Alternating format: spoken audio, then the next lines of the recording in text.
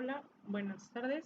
Mi nombre es Guadalupe Pérez Medrano y hoy vamos a hablar un poquito de conceptos y definiciones de algunos químicos. Empezando por los hidrocarburos, estos van a ser compuestos orgánicos que tienen dos estructuras de hidrógeno y carbono y sus moléculas van a presentar algunas pequeñas diferencias estructurales, lo que van a determinar cuáles van a ser sus propiedades físicas y químicas.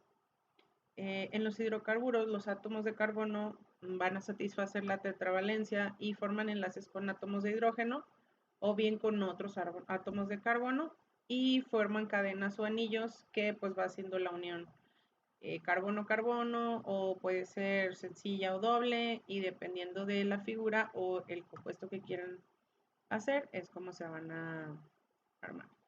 Los hidrocarburos también pueden ser saturados cuando un enlace entre carbono y carbono es sencillo o se consideran insaturados o no saturados cuando un enlace es doble o triple. Y los saturados no van a admitir más átomos de hidrógeno, mientras que los insaturados sí lo hacen, lo que va a permitir la forma de las estructuras. Luego tenemos a los halógenos. Estos son elementos químicos que van a integrar, se integran en el grupo 17 o en la tabla periódica y estos elementos incluyen el flúor, el cloro, el bromo, el yodo, el astato y su nombre proviene del griego hals, que es sal y gen, que es producir y lo cual pues alude a su capacidad de reaccionar con los metales y en su habilidad de formar sales cuando se unen.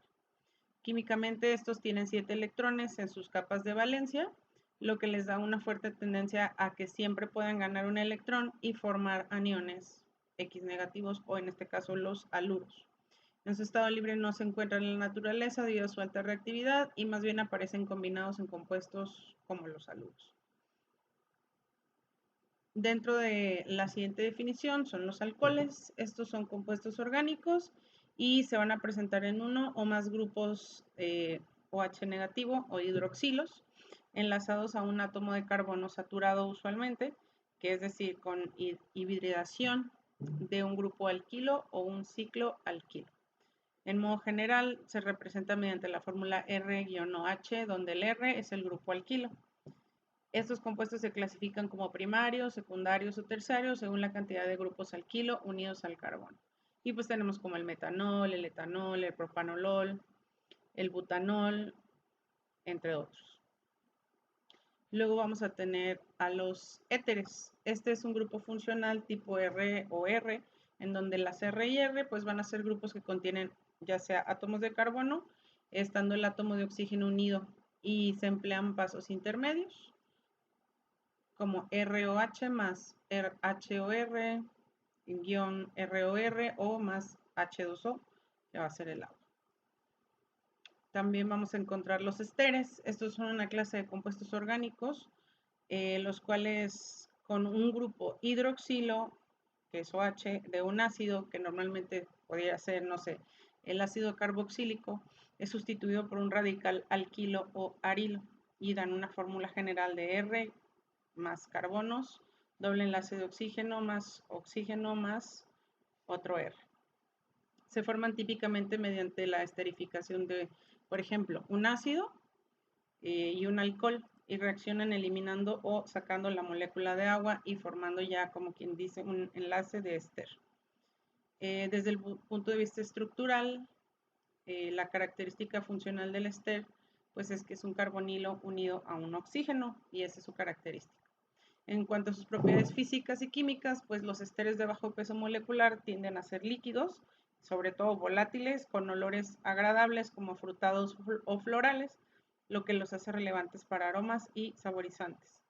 También su solubilidad en agua disminuye a medida que aumentan sus cadenas carbonatadas y estos presentan puntos de ebullición más bajos que, por ejemplo, los ácidos carboxílicos.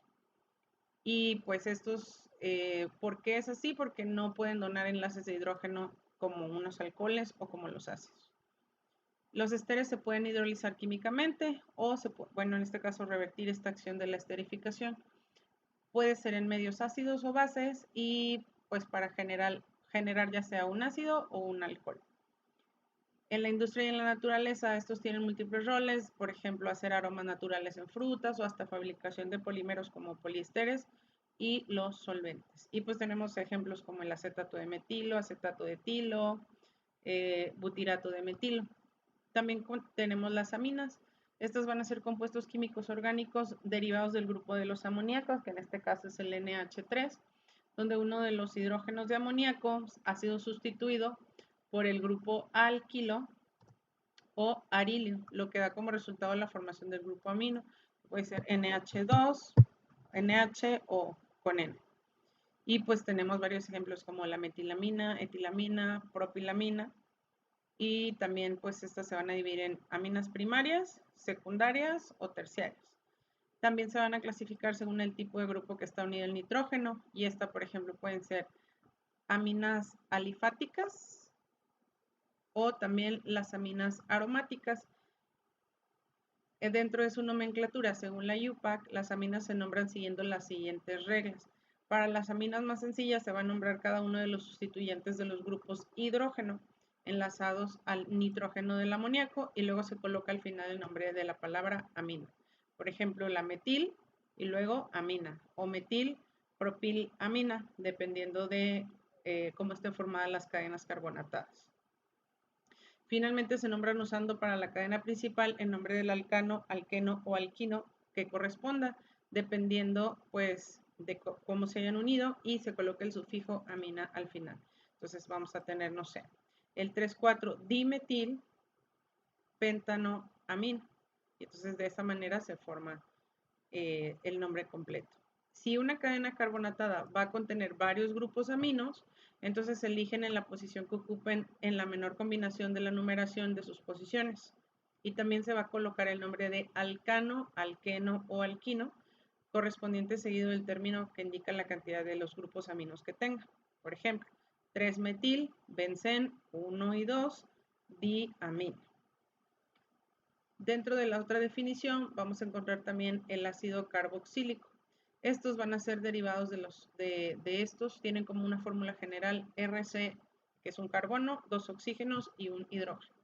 Tiene propiedades ácidas y los dos átomos de oxígeno son electronegativos y tienden a atraer a los electrodos del átomo de hidrógeno del grupo hidroxilo, con lo que se debilita el enlace y es más fácil que este ceda que sea su protón correspondiente del hidrógeno, quedando el neutrón del ácido. Y entonces está el R, que puede ser el que se una, más el carbono, oxígeno y oxígeno. Además, este anión, la carga negativa se distribuye o se deslocaliza simétricamente entre los dos átomos de oxígeno y los enlaces de esta manera pues va a quedar carbono-oxígeno, van a adquirir un carácter parcialmente doble, pudiera ser. Los ácidos carboxílicos son ácidos débiles, solo el 1% de sus moléculas disociadas para dar con los correspondientes iones a temperatura ambiente y también puede estar en disolución acuosa.